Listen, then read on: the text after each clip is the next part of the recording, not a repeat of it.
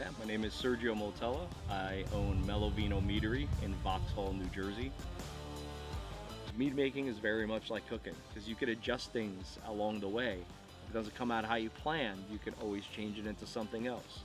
Um, you know, and just tweak everything as much as you want, really.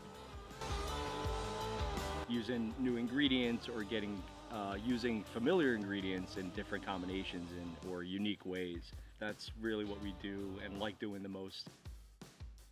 We do session meads, your 4 to 7% alcohol meads. With our draft meads, we like to, for the most part, we work off like a single base recipe.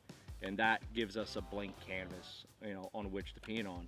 And we could get very, very creative with a really quick turnaround time on really getting to see, does this type of recipe direction work?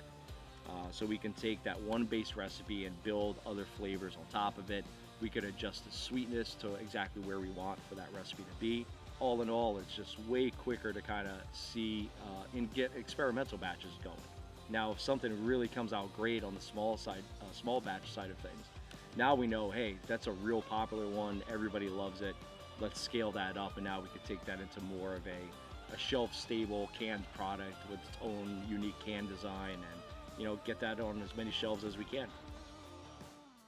We also do our standard strength meads, that 12 to 14% range, from everything from dry to sweet. And we just try to get creative and do everything we can. On the standard strength mead side of things, that, for whatever reason, I always really preferred having its own fermentation. Every batch is going to go through its own fermentation.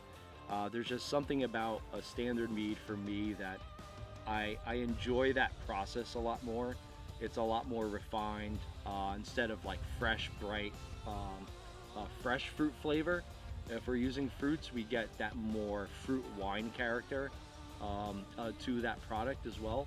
So for me, it's the way I envision a standard strength mead to be more of a honey wine or honey and fruit wine, which obviously could take a whole slew of different ingredients like spices and combinations of fruits and hops and you name it.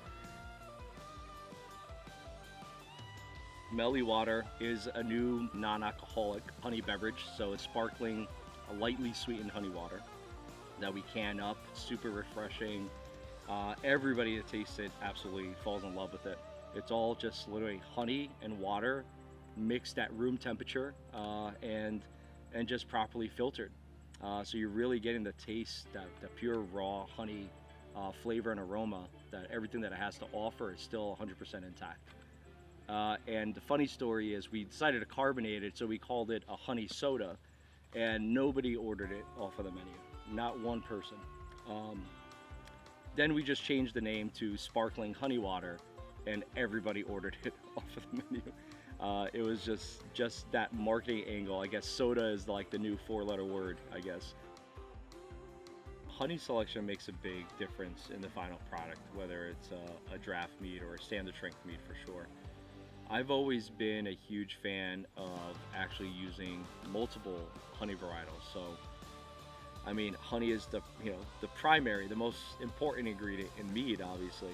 So when you start messing with combinations of different honey varietals to achieve different things, now it becomes even more interesting. It's not as one note as it could be if you're just using one honey. Basically, you can find Melovino products mainly just at the meadery for the most part. That's where we're going to have the largest selection of bottled standard strength meads, as well as all of our draft selection. We distribute in 7 different states, and at the moment, the best place to check out our selection is melovino.com. It's very easy to order for pickup if you're local. You can order online for pickup, have everything ready to be in and out. Or we obviously also are on Vino Shipper, which you could actually just access right on our website as well. So if you want mead shipped to you, we ship to, I believe it's 40-something different states.